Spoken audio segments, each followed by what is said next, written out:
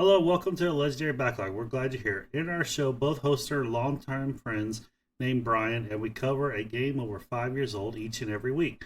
This is episode 14, and we'll be covering Alan Wake.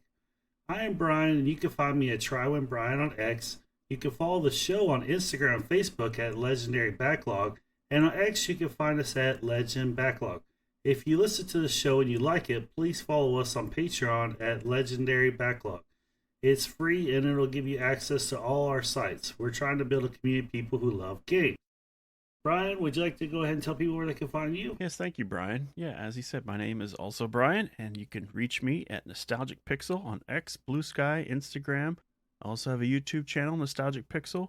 Twitch is at Nostalgic Pixel TV, and lastly, nostalgicpixel.com, where you'll see my writings. What's going on with you, Brian? How's your week been? It's been pretty good. I had a date night last night. It was pretty nice. Got to spend some time with my wife. That was cool. We were going to see Superman, but we decided not to after dinner. And I've kind of gotten to where I don't like to be in large crowds after COVID. I think that's something that's definitely changed about Yeah, me. I've noticed. I've felt the same way in a lot of ways. Yeah, it just kind of, yeah, it's just something after COVID. Just going to be around a lot of people seems like tiresome or something I don't want to do. But we came home, we played games, and we drank a little, and it was pretty nice. It was fun. My brother in law was with us too when we were playing games, and we played this game where you basically asked a question, and everybody had to give like the negative and positive of it. It was pretty cool. We got through some interesting questions. A lot of it had to do with like AI and stuff like that, and some politics, but we kept it under control. Well, that's fun. I took care of the yard today, so I'm a little worn out there. But other than that, things are going pretty good. What you been up to, Brian? Well, this week is in Texas, where I'm at. We've been getting lots of rain, so it's been lots of rainy days after another. And so while I've been kind of trapped in the house with the rain, I been watching old Harry Potter movies. I rewatched the whole Harry Potter series throughout the week. After that, moved on to, of course, the original Star Wars trilogy, and my computer was having problems, so I had a lot of downtime while I was reinstalling operating systems and trying to recover or move files over as well off of hard drives. I think one of my drives failed, but the good news is I think there's not much on there that's not on other drives, so that's good. But yeah, I had a lot of fun watching the Star Wars movies. I watched it was like D plus 77 and the D plus 80, and then like the ODT 83, and basically they're like edits that are Disney Plus slash 4K Blu-ray in mix with like the 4K 77 and the 4K 80 and the 4K 83. These are all Star Wars like original trilogy fan edits to where they so basically it's like the original version of Star Wars, but in like using all the different versions to kind of scrape it together to compose kind of like a despecialized edition, but it there is already a project that's despecialized. Anyway, so I had fun. I watched all those and then kind of worked on my computer a lot during the day or throughout the week. Everything it's running like a champ. It's fine. In fact, now I have even more space for stuff, which is what I wanted to do. But yeah, it's just been me and the cats. It's been a good week. Awesome, sounds good, man. I actually enjoy it when you have to work on a computer. When it's long and you tiresome, sometimes it gets annoying. It's like push a button and then go watch a movie, come back. Oh, is that kind of stuff? Yeah. Yeah, it wasn't as active, so it was really good to be able to sit there and watch something because, when you sit there and see it spinning and then you're just like, well, it's whenever it's done. Yeah, I understand that, but from troubleshooting, especially back in the day, back before we Hmm. had faster computers and stuff like that, it used to be like, yeah, you could try this and just go take a lunch. Also, you said like today you mowed the lawn, Yeah, I'm with the line. right? And with all the heat.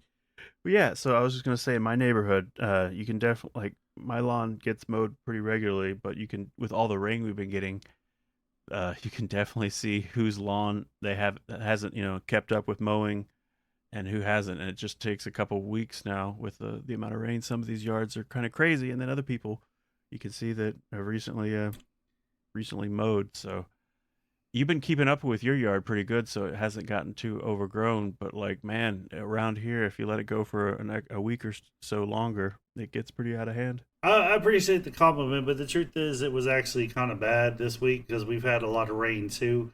And I'll say this: I've really enjoyed this summer having a lot of rain.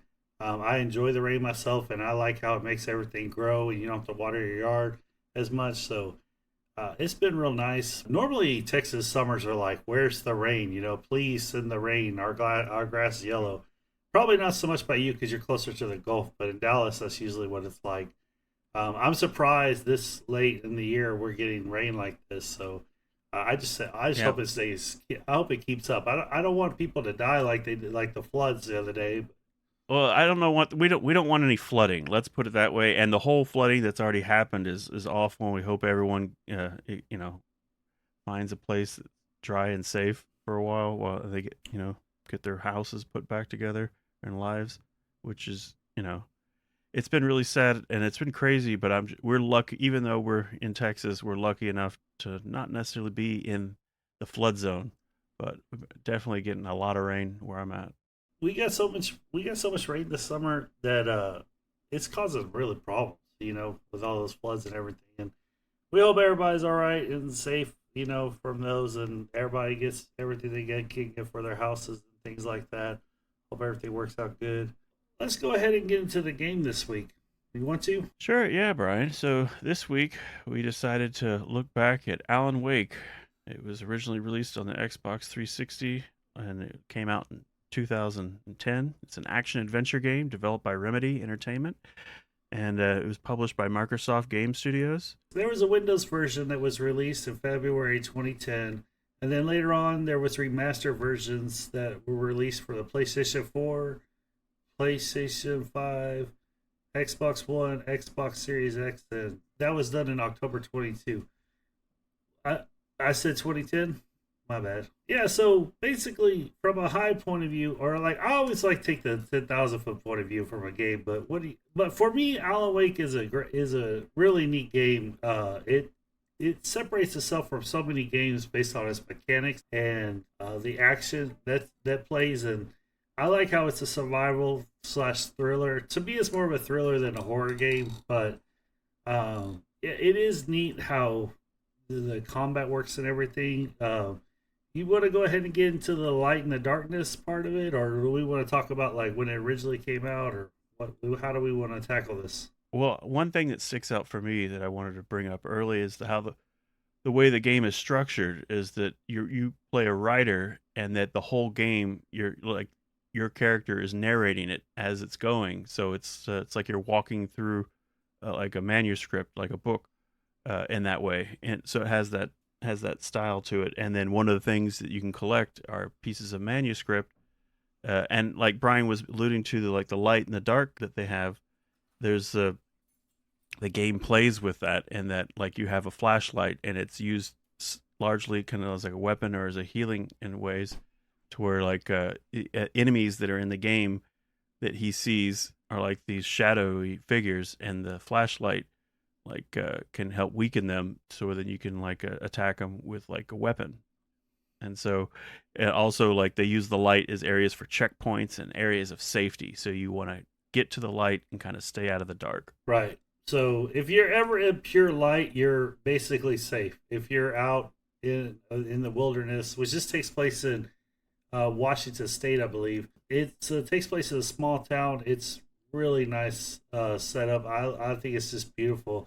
The environments are gorgeous, going through the mountains and the trees and everything. So, anyways, yeah, I like it on a lot of levels as far as gameplay goes. But what you were talking about as far as the story, I think it's really neat how you pick up those manuscripts, and then they're supposed to be things that are already happened or gonna happen. And it's really interesting because you don't pick them up in order at all. So you kind of slowly start to piece things together as the game goes on. And those things provide a lot of detail too. I almost wish they had like a Bioshock thing where it would read it for you Mm-hmm. while you're playing. Yeah. But I didn't find anything like that in the game whenever I was playing. Did you play the 360 or did you play the remaster version? Well, in the past I played the 360 version. This week I played the remastered version. I played the remaster version myself. Yeah, so I played on my PlayStation 5.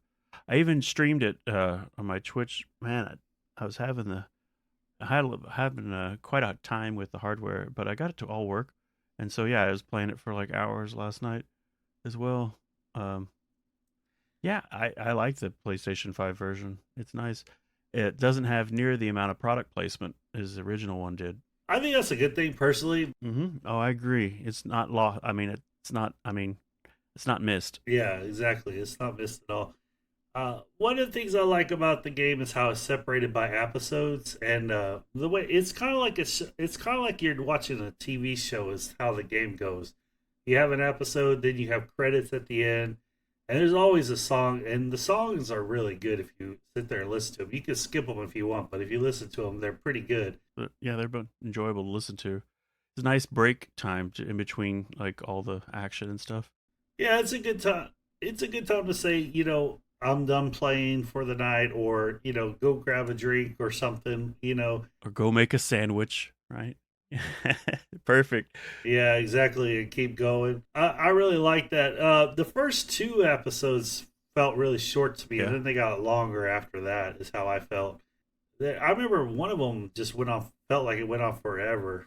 Did you get to any boss fights? Well, I mean, they felt like boss fights, but yeah, I completed chapters, so I had to have. I thought all the boss fights were pretty cool. I like the way this game works kind of like Resident Evil, where you have to pick up your items, and then there's like a limited number of items. Yeah, there's scarce resources in some way. But one thing I was disappointed in this, but I understand it. Like you said, it's more like Resident Evil, and that you pick up the items. I was disappointed that all the enemies that you destroy or you beat, when they just kind of they go away and there's no like items on the ground. Like, you really have to go hunt around looking for them. You don't really loot anything from any enemy. No, that's too bad, because it would have been nice to loot some ammo or something. And also, Brian, maybe I didn't notice it, but there's no melee attacks in this game, is there? But there is a nice dodge. I will say that though. The dodge is pretty good, and you got to get really good at dodging those guys with the axes Mm-hmm. that they throw.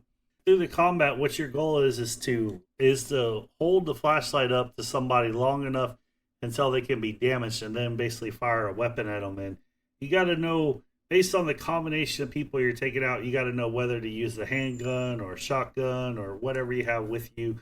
Or there's flashbangs and there's flares, and you have to use those things strategically. But you also want to save them because you never know what's going to come up at the level, and you don't want to run across a boss where you're basically like light on stuff. Yeah, you can't be light on ammo or you're just dead. So you got to be careful with it. And as you pointed out, like that when things come at you, like you have to like hit them long enough with the flashlight, which uses batteries, which you have to go collect. And like I said, the 360 they were Energizer batteries, but like and then the thing I've noticed is like the AI. There, I mean, when things come at you, it's like if you spend too much time focusing on the enemy you can see, you're gonna find out that there's another dude right behind you.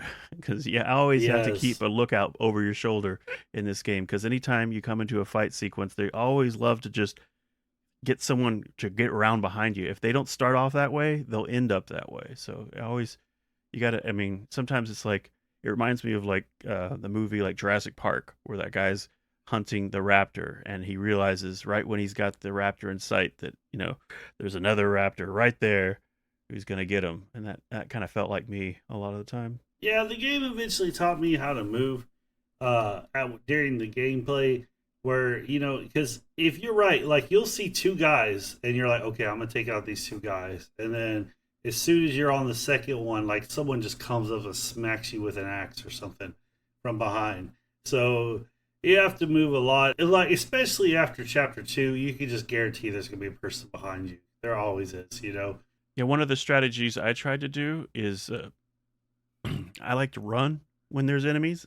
So what I was doing is I was just kind of trying to run to the next checkpoint, and then in some cases you can't do that. But basically, there was points where if I ran and they all kind of showed up and I kept running, they wouldn't, and I turned around, they would all be there, and there wouldn't be anyone from behind. I could see all three of them, and I'd try to take them out that way. And as you pointed out, some of the different weapons, so the flare gun is really good because it can take out multiple enemies, and it can give you some healing factor. But spare, it's like throwing grenades at a problem that you don't necessarily need a grenade for. Yeah, you have to know when to use the right things, you know. I remember there was this one checkpoint I was stuck at, and like I died like 4 or 5 times on it, and I was like, okay, I guess I have to use all my stuff. So I just unloaded everything like flashbangs, flare guns, everything. I made it past it pretty easily after that. Basically, what happened is that like a helicopter came and got me, and I got out of the situation, and it was good to go. But I thought that that was like a middle of a scene, so I Mm-hmm. didn't want to lose all my ammo. So there's really you gotta hold on to it, but you gotta know when to use it. Like when you see like two really big tough guys coming at you, use the shotgun, don't use the handgun, stuff like that.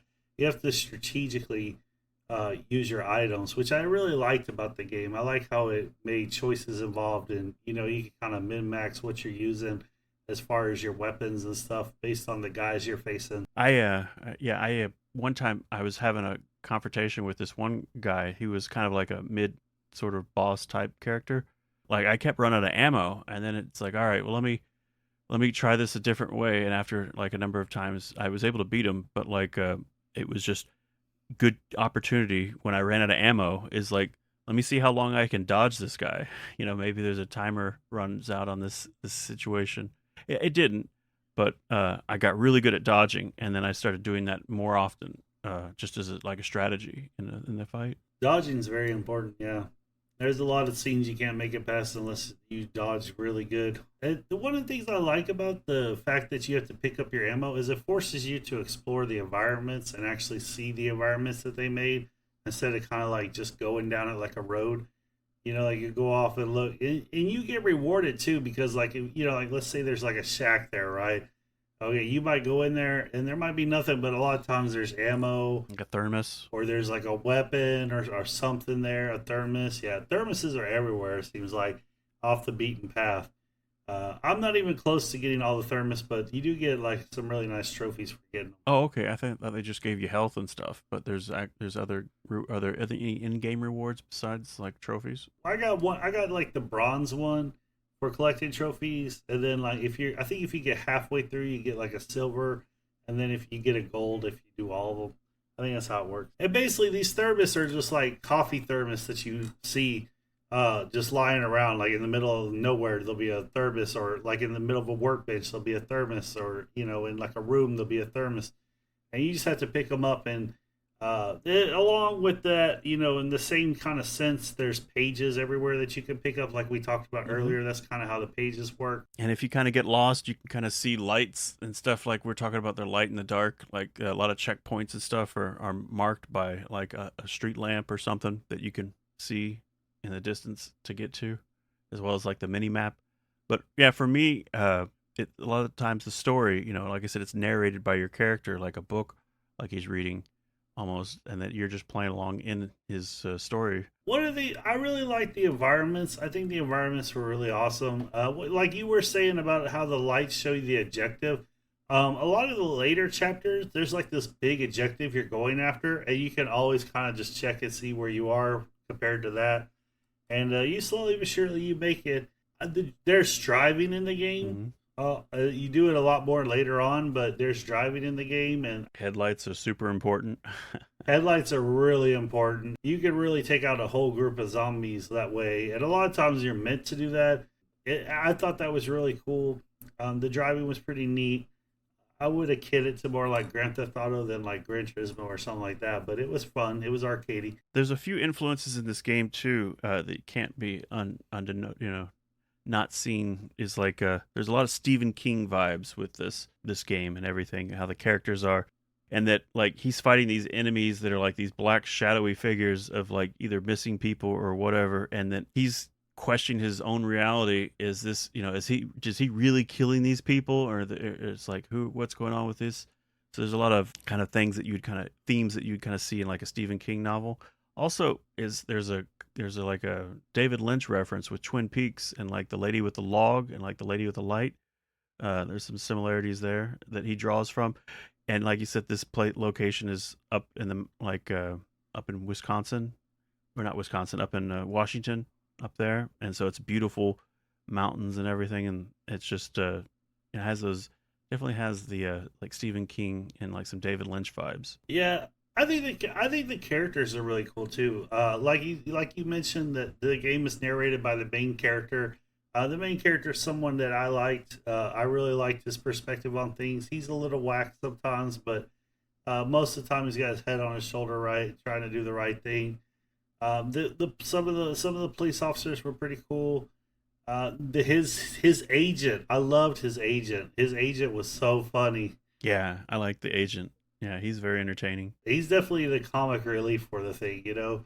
And I mean, that agent is like the best agent in the world. What agent would go out and do all that for someone, you know? I mean, it's like, yeah, he deserves two thumbs up on that. And so yeah, like the setup of the story is like you're this writer, this famous writer, Alan Wake, and you're going out to well, you're going out to get away from everything, but your wife surprises you at like this lake house to write it, you know, to get out of his writer's block that he's been having, and give him a chance to like write away from everything. And except you know, that's how it starts, and then from there things kind of go a little sideways. So then he's like trying to rescue his wife the whole time, which is, you know, it's a very compelling story, and the gameplay is all right. But what really was driving me to get to the next checkpoint is to, you know, for the story to continue. Yeah, the story definitely keeps you going in this game. I think that that's really awesome. The story is like pretty much the cherry on top of the game, just like the reason why you play it. The gameplay's fun. Don't get me wrong, but the story just keeps you driving in the game. What I really liked about the story was the way it unfolds, right? Because I was glad you mentioned Stephen King because I had the same sentiment, right? Because there's moments in the game where you're not sure if like your guy, the main character, is seeing things right or not. You know, he might be crazy. He might, you know, or this might all be in his head. You know, like there's parts like that. And then the game goes on, and you can decide which way it goes. I think that's really interesting, and it kind of gives it a unique perspective for a video game. Yeah, and like we were saying earlier, that like all these enemies are like these shadows figures, and you use their flashlight to like make them vulnerable to like a gun, so that you have to keep track of both batteries and ammunition, because you can have one, but you have to have the other. You know, you kind of, they go along with each other. You can't like shoot your way out of a problem without having any flashlight batteries, or you can't kill them enough with the flashlight. Yeah, and if you run out of flashlight batteries, you're pretty much dead because you just can't do nothing. What's interesting is they always keep flashlight batteries around. Like if you pick up 20 flashlight batteries or something, you're gonna have a big fight coming up. You know, that's how it rolls, at least for me. Oh yeah, and that what I found is there's a lot of checkpoints, and it doesn't seem so far where you know, where if you got to a point and you screwed up and you die, that you continue from that checkpoint, you're not necessarily set up to fail. There's going to be something in that area in between checkpoints where you're going to find more ammo or batteries, and then sometimes like you have to be getting creative, and you know, also just, you know, don't shoot everything you see until you have a good shot, and it's vulnerable because resources can be scarce. Oh yeah, one time I got stuck in the game. I think it was chapter 4. I got stuck, and I made it to this place that was like a checkpoint, and I only had 2 handgun bullets and 2 shotgun bullets, and there was like six guys I need to take out, and it took me, like, I'm not kidding, probably 6 tries just to run through all of them because I was really close to this light, but just the way the guys were set up, and there was this narrow door that you had to run through to get to this light. That was like this wall. Yeah, so basically it took me forever to get to the light, but I did, and I was able to get ammunition and everything and continue the game. But at that one point, I was about to give up and just like restart the chapter or something, or restart like from a different save, because yeah, so you can get stuck if you don't manage your ammunition and everything right, or go look for it, you know. That's a big part of it. Yeah, because part of it for me, I was just like, I just wanted to, like, it's telling me you have to get to the gas station or you have to get to the lake house, you have to get to this place. And while there's a lot of checkpoints along the way, sometimes I just, was running away from everything to the next checkpoint. But, you can't do that can't keep that strategy going for long. You might make breaks here and there, but that kind of, actions would, lead you to be really in trouble later on with resources being so scarce. Another thing that I liked about the game is I like the way the environments unfolded the city. Even though this takes place in a small town, the environments were really kind of like variety. Right, what I'm trying to say there's a variety. And it has some flashbacks too. Yeah, there's some flashbacks, but the variety, like sometimes you're up on a mountain going and you're looking down on a lake or like a steep cliff. Other times you're in pretty open areas that are flat. Other times you're in the city and you're fighting in the city. Other times you're in like a power plant or something. So there's all kind of different environments that they gave. So I thought that I really like. I know I said it before, but I really like the environment. I think the environmental artists did a really good job in this game. I think that's part of what gives it that vibe and feel. Yeah, and all that fog definitely gives me the Silent Hill vibes. Oh yeah, and it's natural to have that fog too in Washington, so that's kind of cool the way it works out. And I thought it was funny too with the flashback that it went back so far at one point, and he had like the same outfit on. I was like, really? 39 years or whatever, how many years back? Like this was the fashion. Anyway, just his outfit. I think it sticks with me because he wears like a suit jacket with a hoodie underneath, with the hoodie over it, and that was a look for a short period of time, but largely I think I remember seeing it first from like Microsoft's like Jay Allard at the time of launching the Xbox 360 when they had that public launch. That was like his outfit. They like shaved his he shaved his head. He was already balding, but like he shaved his head clean and he put on the hoodie with the suit jacket and jeans, and that's basically what Alan Wake's outfit is. Yeah, it's definitely a place and time. It did come out in 2010, and it was a Microsoft game too. They published so it. yeah, so those all make sense. There's I think it was just a nod to him and the way they kind of liked his look. They wanted to use it for their character. And I just thought it was funny when they went to the flashback that he was wearing the same outfit. At the same time, I thought about it later. I was like, you know what? If I'm a developer and I'm like, okay, we have this scene that's only going to last this long. We need to come out with another, model for this character. I'm like, you can wear the same. It's just quick production. We'll get rid of the gray hairs and we'll change his hair a little bit. It'll be the same outfit. Yeah, easy production. So, kind of, what are your final thoughts on Alan Wake? Well, my final thoughts is it's fun to play it now because we're playing Alan Wake, and there was like a DLC that came out just a few years later. But then since then, now there's been Alan Wake 2, and the way this one ends, it's nice that we have the luxury, we can just hop right into like Alan Wake 2 whenever we're ready, and we're not sitting there hoping that make it, but they did make it. And what's interesting is Remedy has come out with since another game called Control, which they've then like blurred the universes. So Remedy has their whole Alan Wake universe that they're creating with their games, and that's kind of where we are today with all of it. But like I said, it's a fun game. It's got a really great story, and the good news is if you're new to it and you finish it, there's a sequel that continues the story right from there. I like how the game is not that long. For me, it was like 15, 16, maybe 17 hours. Yeah, I like that too. It respects your time. Yeah, it's not something you have to sink a ton of time into.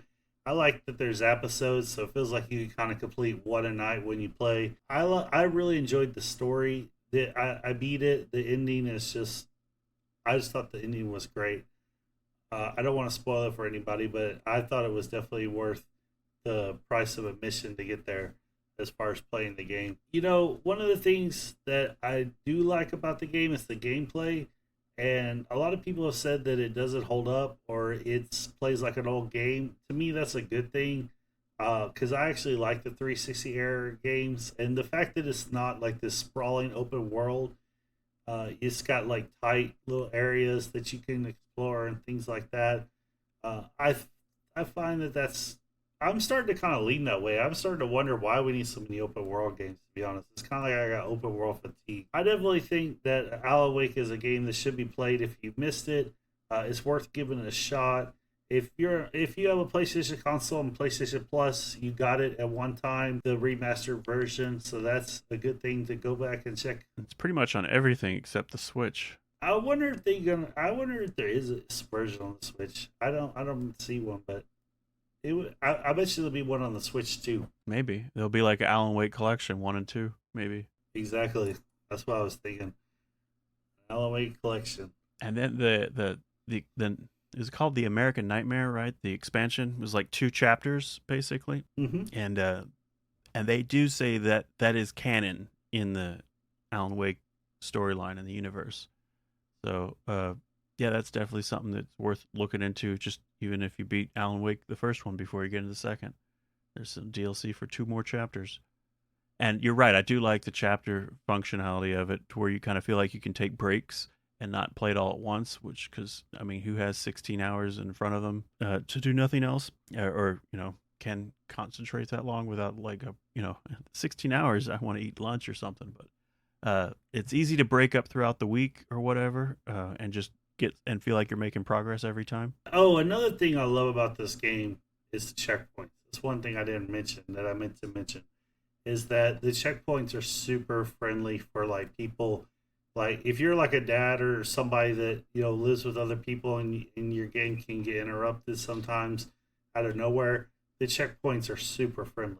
Like it doesn't take much to get to the next checkpoint, and when you go back, you never really feel like you went back that far if you do have to go back. So I think that's a really nice like quality of life feature that the developers put in there in the game. They definitely didn't want you like redoing and redoing and redoing stuff.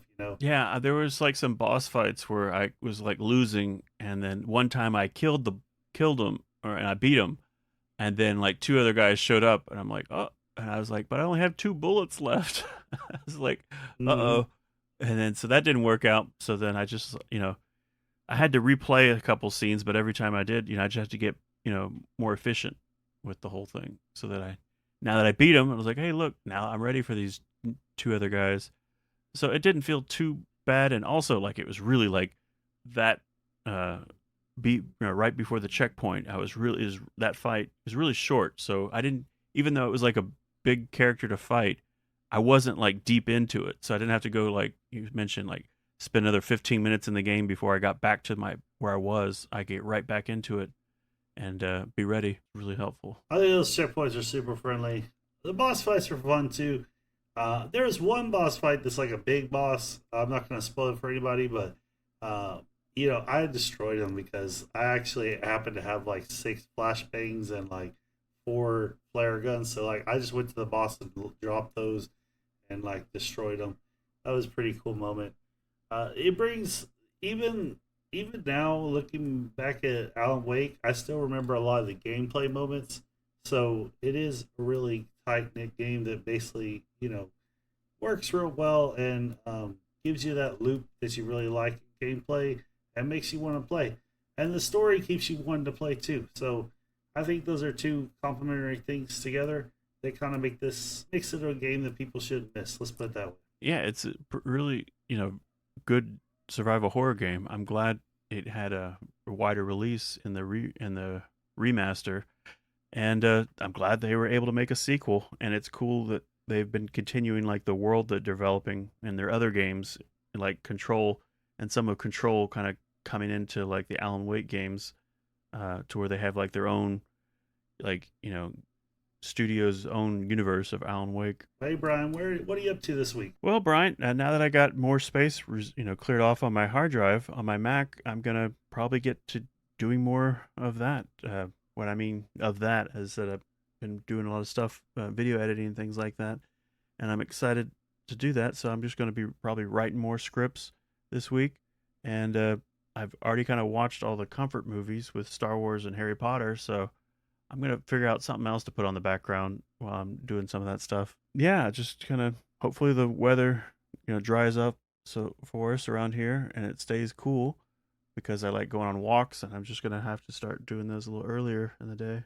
But yeah, not too much around here. How about you? Well, I just started watching Squid Game. I'm about 5 episodes in. Season 1? Yeah, season one, new season's coming out, so I'm gonna try and stay rolling with that. Probably finish it this week. I'm gonna try and get caught up on it. Oh, I have a presentation to give at work, which is really good. I'm kind of gearing up for.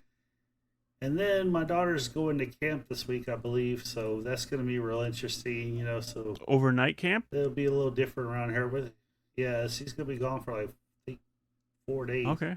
So it's like a big camp. Oh, So cool. looking forward to that. Be getting a little bit downtime, and then just play some games and chill out. And Yeah, that reminds me. I did start playing the other day. Picked up more of Zelda Tears of the Kingdom and played that for like 9 hours, and then did realize I had like moved in the last 9 hours. So I'm gonna keep playing that some more this week.